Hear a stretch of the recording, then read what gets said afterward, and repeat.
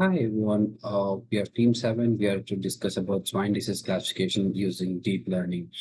So today, agenda for today will be like we are going through our machine learning models, model comparison, web system design and development, system design and implementation, and future scope of this project.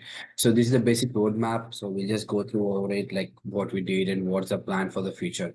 So the first step is data collection. So we collected data for 15 different kinds of diseases containing audio samples as well as image samples.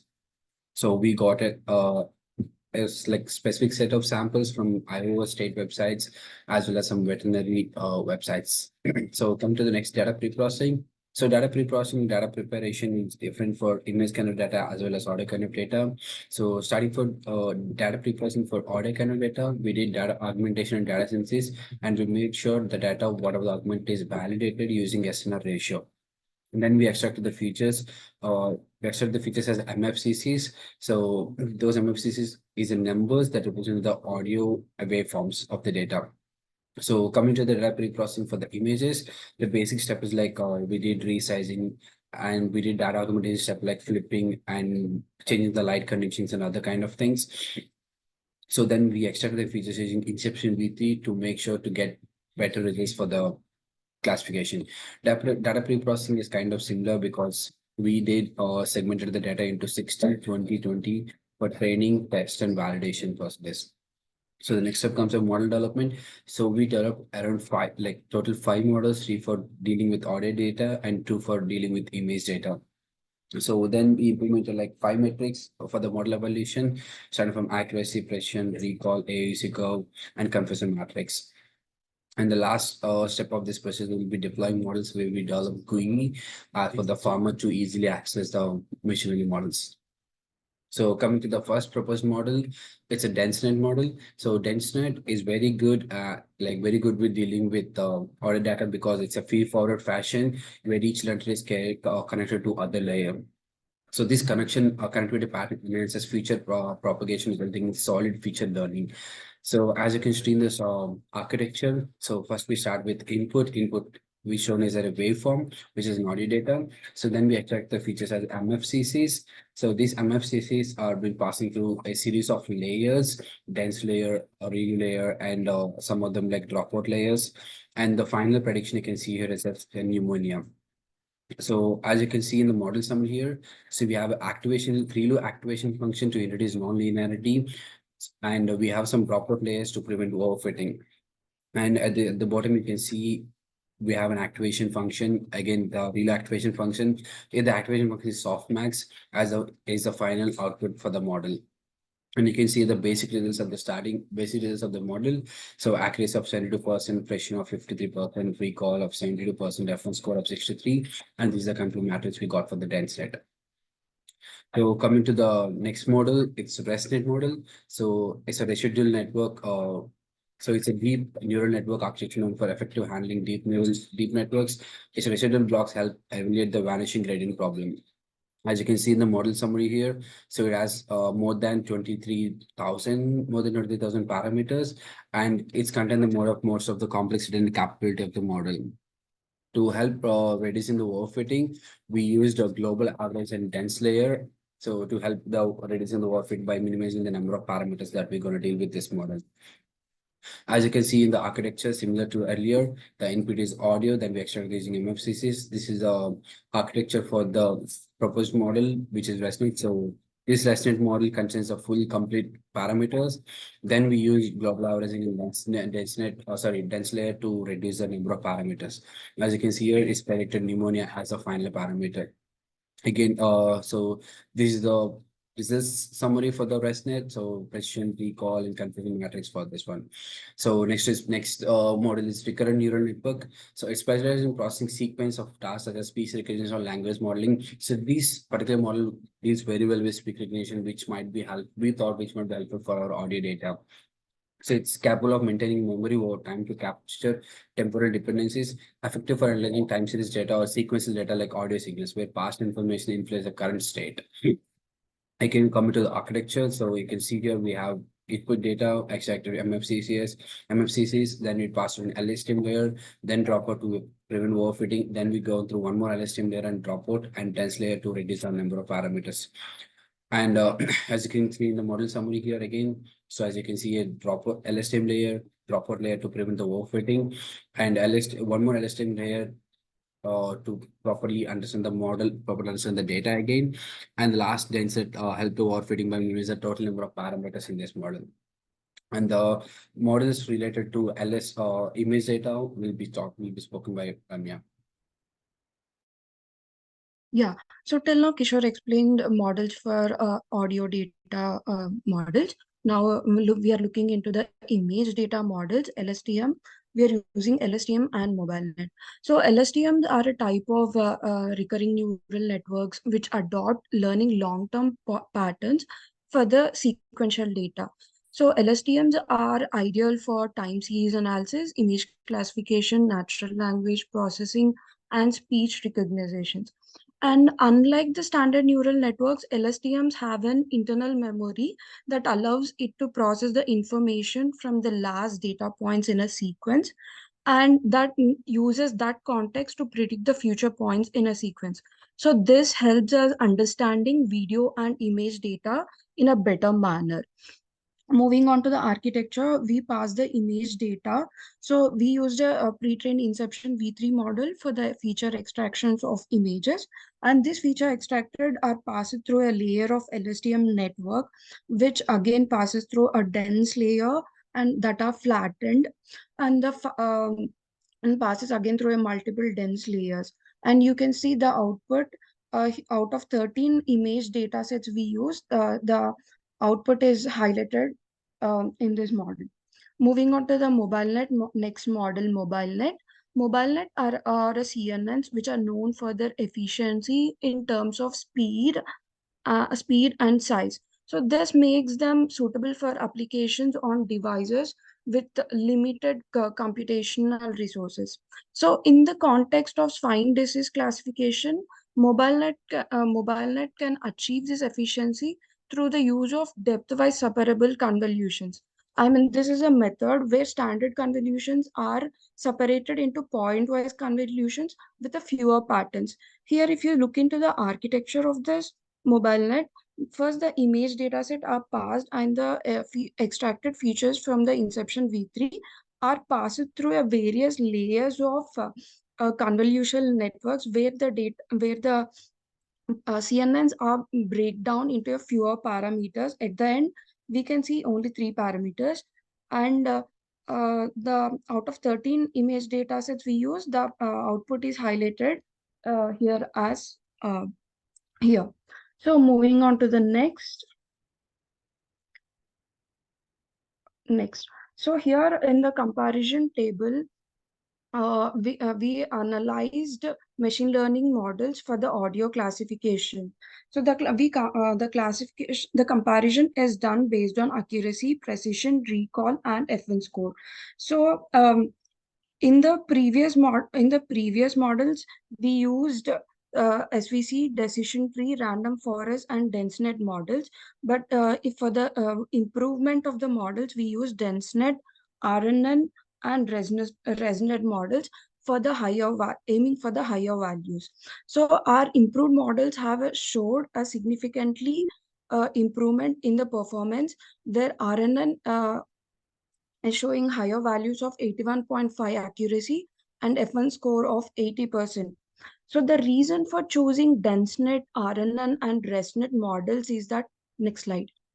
So the reason for using these models is that RNN is very good at extracting and automatically learning the hierarchical features, which makes us well suitable for swine disease classification.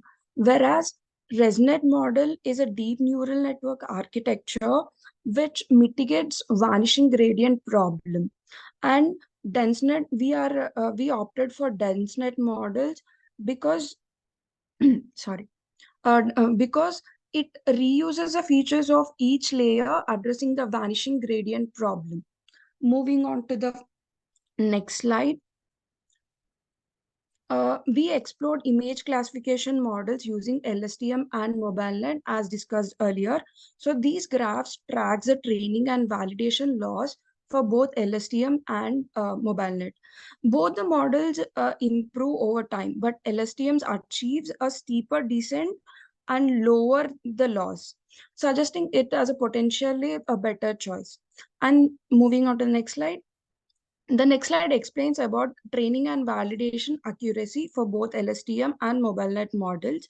Well, both the models show an increasing accuracy with each epoch. LSTM initially starts with a lower accuracy compared to MobileNet, but LSTM maintain the increasing accuracy for validation accuracy, which prevents overfitting. Overfitting occurs when a model performs training well on training data but struggles with an unseen data.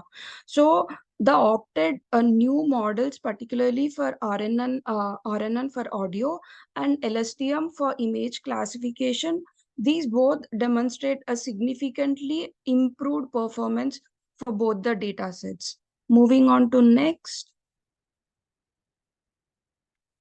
the next person. Coming to the web-based system implementation, our web-based system was crafted using HTML framework, CSS for styling, and JavaScript for data validation.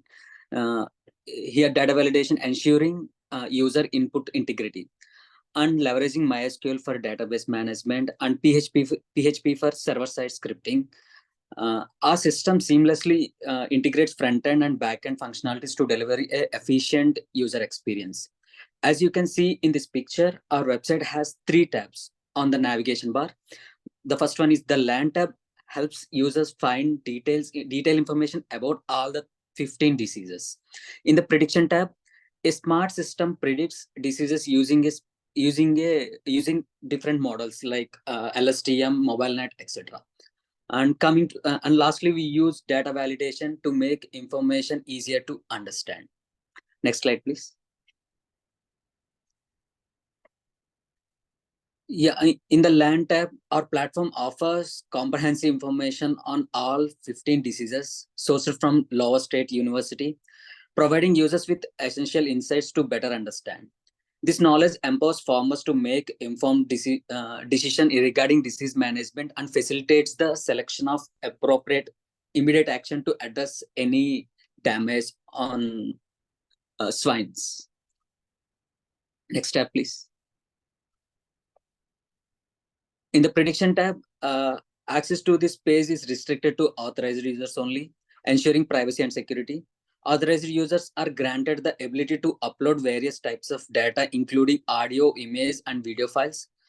Upon upload, our system utilizes classification algorithms to identify and classify disease present in the data. And a detailed statistics and insights regarding the classified disease are displayed, aiding users in making informed decision and taking appropriate actions as necessary. Next slide, please. Coming to the visualization tab, a dashboard comprising visualization that provide insights into the results uptime. These visualizations offer a comprehensive overview of various aspects such as disease classification, trends, and patterns. The platform visualizes the performance of the underlying model, offering users a clear understanding of its efficiency and accuracy. By presenting this information in an intuitive and accessible manner, the dashboard facilitates informed decision making and enables user to assess the reliability of the classification outcomes effectively. Next slide, please.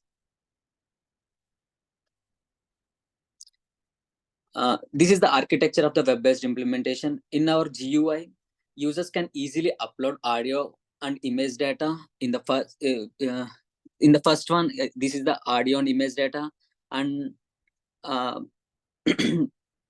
users can easily upload audio and image data, initiating the process by selecting from a range of available machine learning model. These models are specifically designed to analyze and upload data and generate predictions. Upon analysis, the model output prediction values with the potential to identify disease such as African swine fever, as you can see in this picture. Thank you.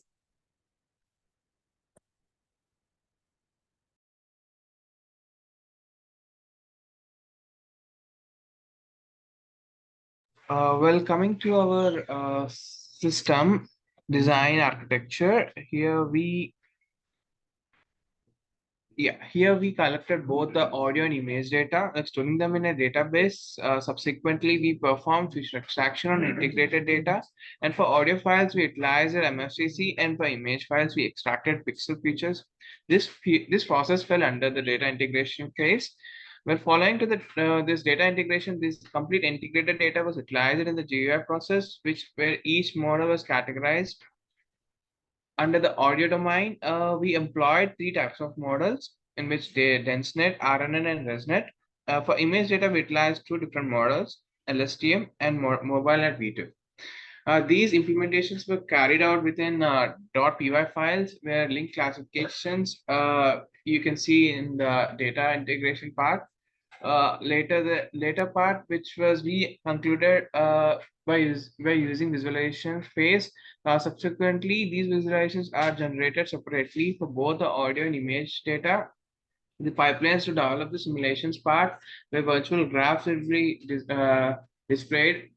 Later, using these visualizations and segregated data analysis, we concluded this model evaluation phase. After this model evaluation, and complete back in this backend, where these files will be can be easily categorized into the error handling phase, in which whatever the mistakes will be found easily, and later after the rectifying these errors, we can easily predict the diseases under in which the user actually requests for what response he requires.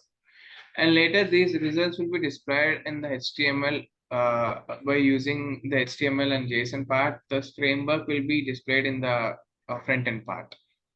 Well, coming to the future scope, they are improved. They are like improvised precision type, in which fine-tuning diseases categorization algorithms to continuously increase the accuracy. And coming to the other one in the future part, is monitoring the real-time data. We're creating technologies that enable for the fast detection and treatment of diseases in pigs by tracking their health in real time. And there are like collaborative research process can be utilized in the future part, where they're working together to collect with the large scale of data sets and promote innovation in swine disease classification techniques with academic institutions and business partners. Well, coming to the making use of the transfer learning is very most important part, which is really beneficial, in which transfer learning techniques and pre-trained models can be used to apply the knowledge from the large sets of data to picture and audio applications, in which optimize the pre-trained models using the target data sets to take use of acquired features and boost the training efficiency. Well, thank you. The demo part will be concluded by Rajiv. Thank you.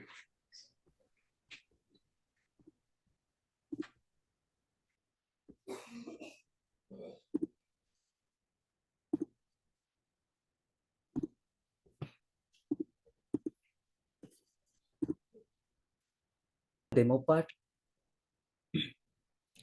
Coming to the demo part, this is a logo of our website, and our website is Swine disease classification. And as I mentioned in the presentation, there are three tabs. One is learn, prediction, and visualization. And when I click the learn, I can get the complete 15 disease information. Disease information. So once I click the read more, so I can get all the swine, all the 15 diseases information.